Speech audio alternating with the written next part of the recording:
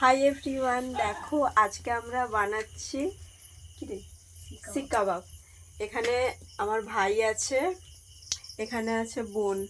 তোকে দেখতে পাওয়া যায়নি ভাইয়ের মানে এই যে অন্ধকারে সবাই বানাচ্ছি। আর দাঁড়াও তোমাদেরকে দেখাই।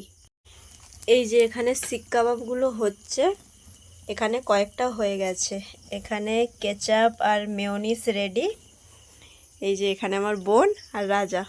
রাজা টাটা কর, এরকম করে হাই কর। আর এটা হলাম আমি। চলো খেয়ে তোমাদেরকে বলি খেতে কেমন হয়েছে।